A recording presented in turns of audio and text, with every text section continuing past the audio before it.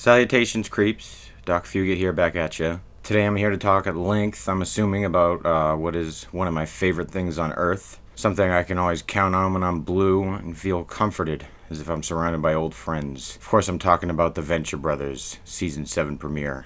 And obviously, couldn't be more excited for this. So to celebrate, I figured that I'd watch the entire show for about the umpteenth time. Probably the best way to truly enjoy the show. Watching from its humble yet hilarious beginnings in the original pilots and early seasons, morphing into the massive, overarching story we have become blessed with. Most important difference to spot is in the original pilot, the terrible secret at Turtle Bay, in that it was only made and voiced by Jackson Public, one of the two showrunners on the Venture Brothers. And about a year later, another pilot came out that was named Dia de los Dangerous, which still boasts Jackson but introduces the audience to his other half, Doc Hammer, not Doc Fugate, Doc Hammer, who adds his own unique brand of dialogue and flavor to the voice talent, making the Venture Bros into the perfect storm of comic book art, mythology, and just irreverent and original humor that most of these Adult Swim projects have in spades. The main addition was Hammer's take on the amazingly raspy-voiced femme fatale Dr. Girlfriend. She's the girlfriend of the bungling supervillain, the Monarch, voiced by Jackson, along with their quote-unquote top henchmen, numbers 21 and 24. The show centers around their chosen nemesis, the Venture family, Father Rusty and his twin sons Hank and Dean, along with their hulking bodyguard Brock Sampson. The first season mainly just runs the gambit of how many jokes they could jam into each 20-minute episode that almost only revolved around these characters.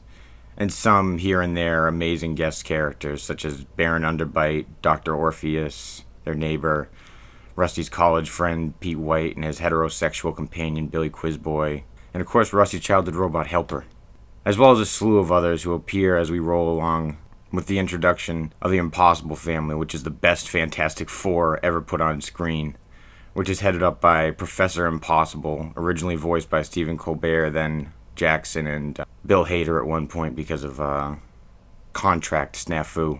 Most of these characters take center stage as the show progresses, though, not touching onto any real overarching story, other than little hints at Venture Tech creating cloning methods, until the Season 1 finale, The Trial of the Monarch, in which we are introduced to the Guild of Calamitous Intent, the men and women who govern supercriminals, and their anonymous leader, the Sovereign. Opposite to Brock's outfit, the Office of Secret Intelligence, which is essentially the Ventureverse answer to S.H.I.E.L.D. or who did G.I. Joe fight for, whatever, who throw the Monarch into prison for the crime of attempting to win Dr. Girlfriend back from one of their highest-ranking members, Phantom Limb, who becomes a central antagonist in the second season to all parties because of this. The first season also ends with a little special, second season finale, which introduces the audience to a new member of the Venture family. Since the pilot, Rusty's having all these dreams about being consumed in the womb, which turn into a reality when a tumor in his head turns out to be his dormant conjoined twin brother Jonas Jr., who attempts to kill his brother for his years of imprisonment but is foiled by Brock.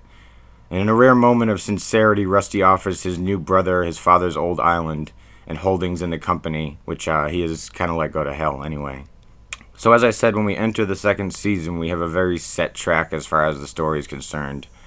The Monarch is in jail, and a new Venture who is living in a new locale, Spider Skull Island, a place shown through basically the rest of the series. At this juncture, there seem to be two groups of fans. Some say that Hammer and Public sacrificed the insane amount of jokes they crammed into 20 minutes for more story-based episodes, and the other group feels the polar opposite. Either way, it's like complaining about two of the best meals you've ever tasted. It's a non-problem. It's a good problem to have.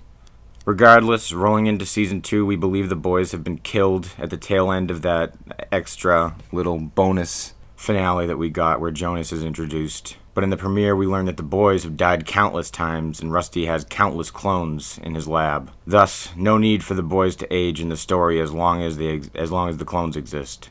And also, we see the Monarch find his way out of prison by the end of the first episode, setting in motion his season-long crisis and quest to win back Dr. Girlfriend from Phantom Limb, despite his connections at the Guild. We are also introduced to the newly formed Triad, which consists of the Venture's neighbor, Dr. Orpheus, the newly introduced Alchemist, who's voiced by Dana Schneider, the guy who does Master Shake, and Jefferson Twilight, a Blackula hunter. Basically like Shaft mixed with Blade. Through these connections, the show becomes so much more of a tapestry, but still remains pretty consistent with the first season, until we get a few red herrings for the future.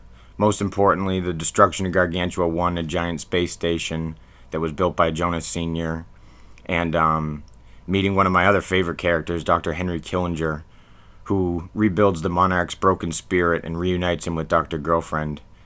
But most importantly, in Season 2, we get our first epic hour-long finale that Hammer and Public have become synonymous with, knocking out of the park with amazing action that almost always severely alters the characters' paths in life, like the whole show usually pretty much does a 180 after these gigantic specials. This first example is Showdown at Cremation Creek, which follows the wedding of the reconciled Dr. Girlfriend and Monarch, which is fought tooth and nail by her scorned ex-lover Phantom Limb, who attempts a coup to overthrow the Sovereign, who's obviously, like I mentioned before, the leader of the guild, while simultaneously getting revenge on Dr. Girlfriend and the Monarch, giving us the first real team-up between the Monarch's forces and the Venture Clique, leading to a shocking defeat of Lim and his band of guild mutineers, leaving the Ventures to go free and Dr. Girlfriend and the Monarch to be married by the guild as long as the Monarch promised to take on a new arch-nemesis, which is taken over by Sergeant Hatred, a horribly misconstrued character, who, let me just get this out of the way, who is a recovering pedophile, who was forced to have these feelings as a side effect of this super soldier serum the OSI was injecting him with, which led him to become an arch for the guild and marry Princess Tiny Feet, who looks enough like a child, but she ends up leaving him at the end of Cremation Creek, leaving him with a void that he fills with becoming the Venger's arch. And he hopes to become their arch and get some revenge on the Monarch who'd been stealing from him for years. His motto is, live to hate, don't hate to live. Before I dig in, this third season is where the show officially becomes a run-on series with deliberate building stories, opening with Dr. Girlfriend and the Monarch being tested and approved by the guild to arch as a team, a gigantic turning point in this aspect of the show, which becomes far more predominant. They move out of the cocoon and into a highbrow, high-rent, gated community inhabited by the highest guild members. We also finally get the backstory of Billy Quizboy and his bionic hand, which are far more important than any viewer could have expected. They were given to him by the OSI, who sent him to infiltrate Phantom Limb when he was about college age and had failed out of the Quizboy circuit. And ultimately he saw the accident that left Phantom Limb's arms and legs invisible, and losing his own beforehand in a quizzing accident, and only after all this to have his mind wiped by the OSI because he knew too much, and to be taken in by his fraternal life mate Pete White, and that was their origin story. And in the third season we are also reintroduced to Dr. Henry Killinger, who in this capacity is on the opposite side of the coin, and is trying to make Rusty a better person as opposed to the Monarch, which is a lot more difficult for Rusty because he's so set in his ways, and Killinger tries getting him to be more of a positive person and to do better for himself and for Venture Technology. But in the end, all it turns out that Killinger is trying to do is make him a successful villain, because that's what he sees Doc's ultimate path as being. So Dr. Rusty Venture, in his new villain's attire, ends up declining to sign the guild's paperwork and stays as just a failing scientist, as opposed to living up the success that he could have found through Dr. Killinger's plan. And Dr. Killinger just goes off into the sunset again with his magic murder bag and his magic umbrella, just like Mary Poppins. Sorry, creeps, just had to go and grab myself a little beverage, since we're going to be talking for a while.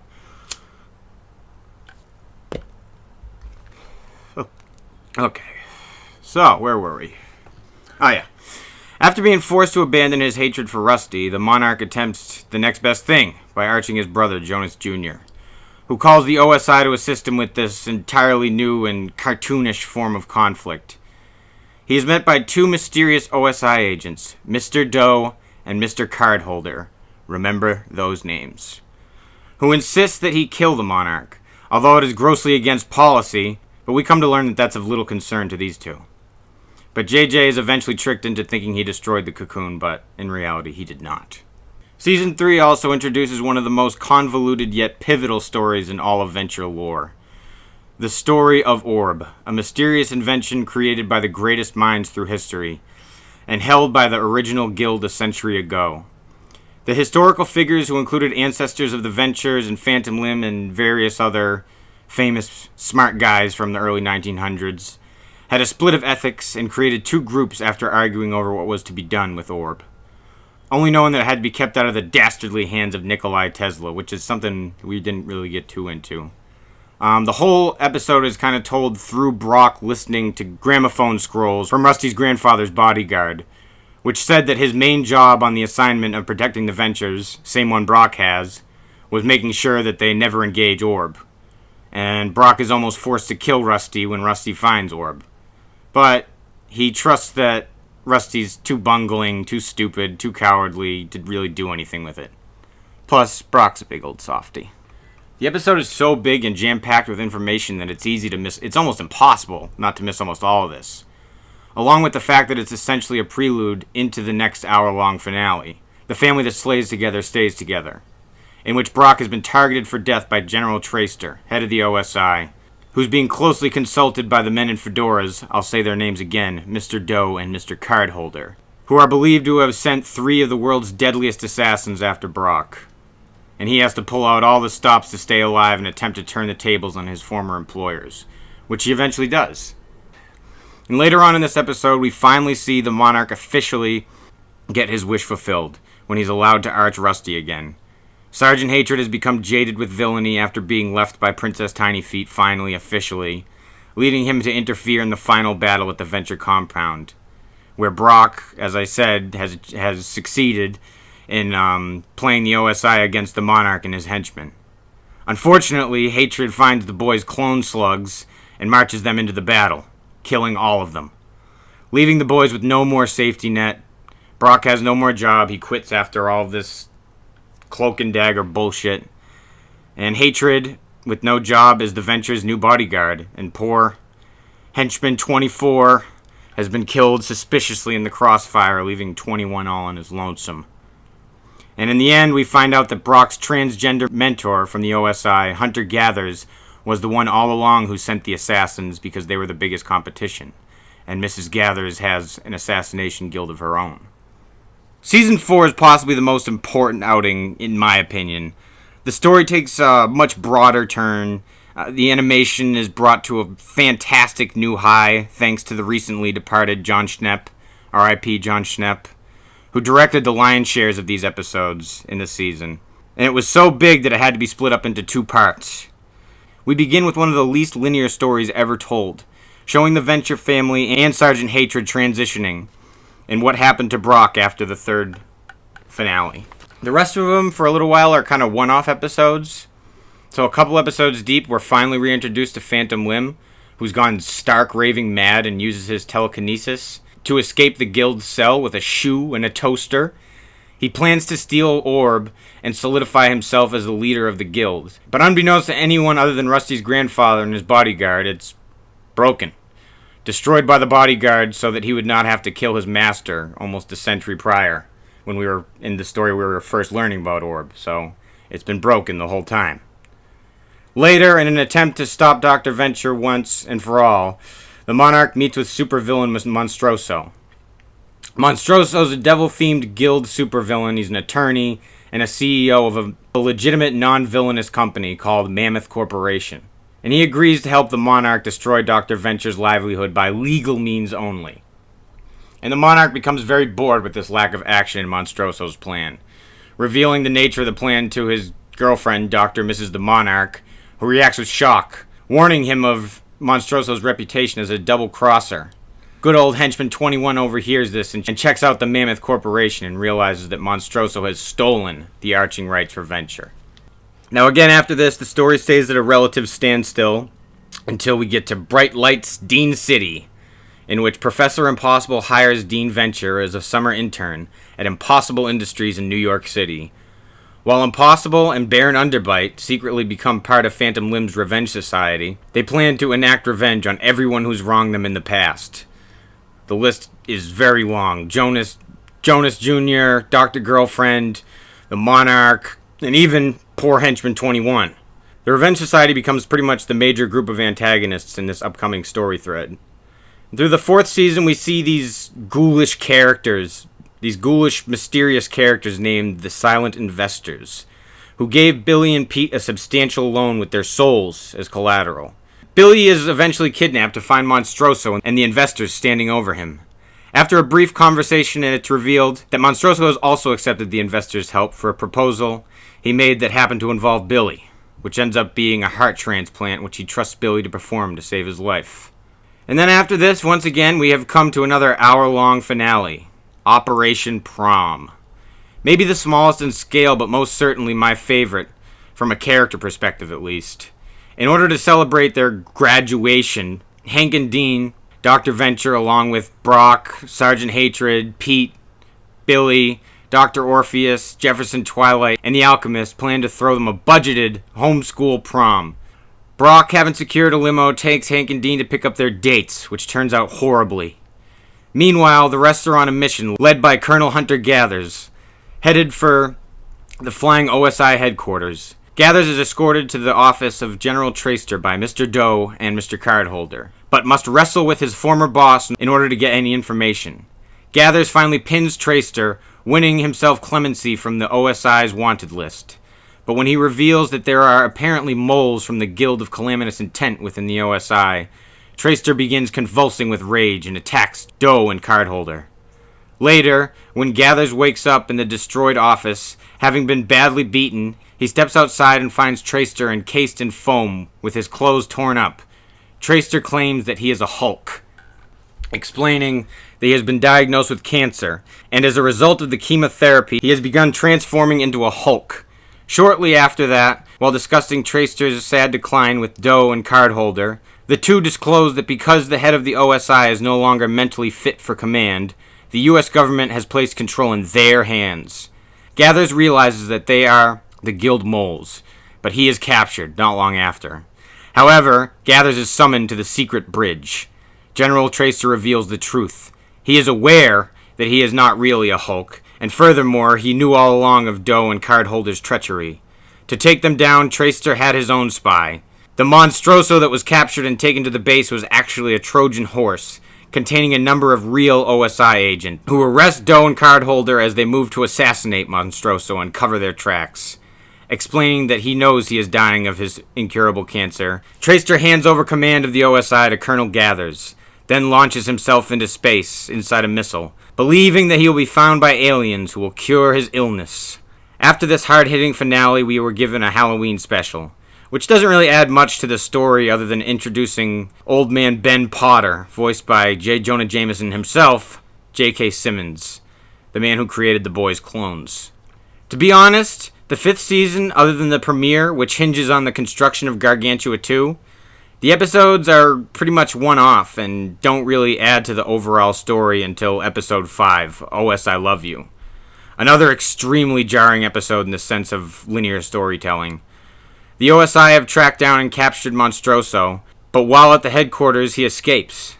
As a result, the agency is interviewed by a trio of agents that go over the events that ultimately led to the escape, which was caused by the silent you guessed it, caused by the silent investors who are able to move through walls and other solid matter. They are also invisible to everyone but Monstroso, until they drag him out of the hovercraft and drop him to his death, so that he couldn't give up any of their secrets. A few short episodes later, we are finally shown behind the curtain of the Guild. After their number 4 seat holder has died, they meet at the Council's headquarters. A new Councilman 4 is announced by the Sovereign. Some members of the Council want to celebrate the addition of the first new Councilman in 15 years, but Sovereign turns down this idea in order to maintain the anonymity of the members of the Council. And the transmission ends with some very interesting information. The Sovereign attempts to recruit Dr. and Mrs. the Monarch to the Council of 13, and she responds that she would think about it. It also reveals that the Revenge Society is keeping tabs on Dr. and Mrs. the Monarch. The finale is far from a dud, but also far from the epic expansions we've come to expect from these Venture finales. As it turns out, Hammer and Public were crunched for time and had to release all this in Gargantua 2 as an unofficial finale about 2 years later. And it was certainly worth the wait. The episode begins with the Revenge Society, with new members Radical Left, Fat Chance, and Zero now in their ranks, planning their attack on the space station Gargantua 2. They plan to rob the station as they are in desperate need of funds. Brock Sampson is also headed to the station in a secret mission in order to protect the station from the investors. It is revealed that JJ made some kind of deal with the investors in exchange for help building the station. The Monarch, Dr. Mrs. the Monarch, and Henchman 21 arrive at the Monarch's childhood home, which the trio assumed was previously occupied by squatters, but actually was being occupied by the Revenge Society in the beginning when they were first coming back. Dr. Mrs. the Monarch is immediately summoned by the Sovereign. However, other members of the Council of 13 are slowly being killed off one by one in secret. General Gathers concludes that the Sovereign has become aware of the OSI closing in on them, and tells his men to determine the location of the remaining members. At the council meeting, the remaining council members are confused as to where the other members are, just as the Sovereign arrives and shocks them by stating that he wishes to attack Gargantua 2 and kill everyone on board. It is later revealed that Sovereign is actually in league with Phantom Limb, unbeknownst to both the council and the other members of the Revenge Society. The Revenge Society finally make their move, holding up the various patrons of the casino at gunpoint, while Baron Underbite and Zero begin taking the money from the vault. Phantom Limb makes it to the bridge, where he is confronted by the investors. He tells them that the Sovereign sent him on this mission, and one of them then deactivates the protective ray shields. The investors confront Dr. Killinger, who reveals that they are his brothers, and calls them by their names finally: Lips, Cassius, and Skirin. He begins battling the three with his umbrella, while they wield lightsabers, and after an epic battle, the three are defeated by Killinger. When the Monarch and everyone else break the remaining investors' concentration, and Killinger seizes the opportunity, plunging his umbrella into the last living brother's heart. Phantom Limb and Radical Left appear on the Meteor Major with Fat Chance, so they're all there. Dr. Killinger then points out that the hideout has 13 chairs, indicating that he plans on forming a new Council of 13, which Monarch is not invited to be a part of. Back on Gargantua 2, JJ informs the patrons that he is evacuating the space station, as he intends to fly the bridge with the reactor into space along with the help of Hulk Traster. JJ gives a heartfelt goodbye to Doc and Dean before flying the bridge further into space when it explodes, presumably killing JJ in the explosion. In the episode's epilogue, a funeral for JJ is held on the burnt ashes of the Venture compound, which was the handiwork of the mighty Monarch. JJ's attorney informs Dr. Venture that Jonas had left him his multi-billion-dollar industry and his new headquarters in New York, which causes Dr. Venture to faint. Almost immediately upon moving to the New York building, in the premiere of Season 6, Rusty fires all of the staff, and we meet the Venture-verse equivalent of the Avengers, who are asking for a protection fee, which ends up being paid as a tribute to the largest guild member physically and socially in New York City. He's basically a villain in the same vein as Monstroso. His name is Wide Whale. And the Monarch, who has moved back into his childhood home, as I said before, with Dr. Girlfriend and 21, are doing everything that they can to arch Rusty once again, while Dr. Girlfriend is forced to have sex with Wide Whale so that she can make him a newly appointed member of the Council of 13 and save the new guild. Not to mention that this means Wide Whale is now Doc Venture's new arch-nemesis. Yet, of course, 21 and the Monarch still hunt down the list below him to make sure the Monarch is next in line. He continues this quest even after discovering a secret cave attached to his parents' house, proving that his father was the little-known vigilante, the Blue Morpho, who would fight crime with Rusty's father, Jonas Sr., and the two would also have fuck parties together, leading me to strongly believe that Rusty and the Monarch are indeed brothers, something I'm sure will be fully explained in the new season, seeing as most of the characters are convinced that Rusty is indeed the Blue Morpho, and not the Monarch, so they're being mixed up already.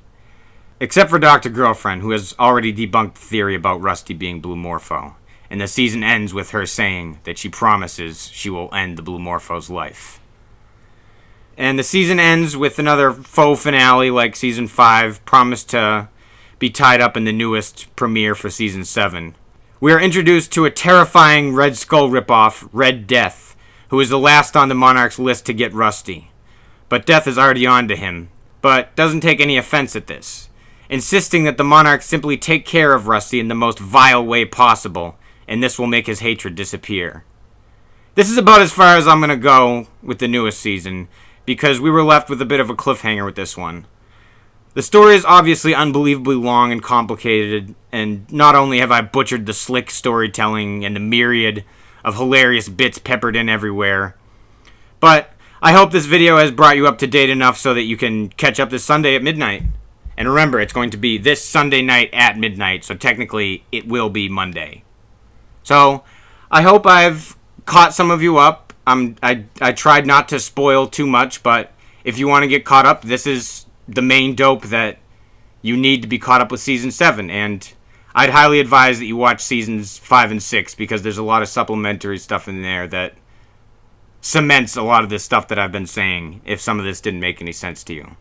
Alright, well, I hope now you're just as excited for the premiere as I am, shaking with anticipation. Hopefully I make it to the movies this weekend, creeps. I really want to see Mission Impossible. So I'm hoping next week I'll get you another ride along. But until then, I love you. Doc out.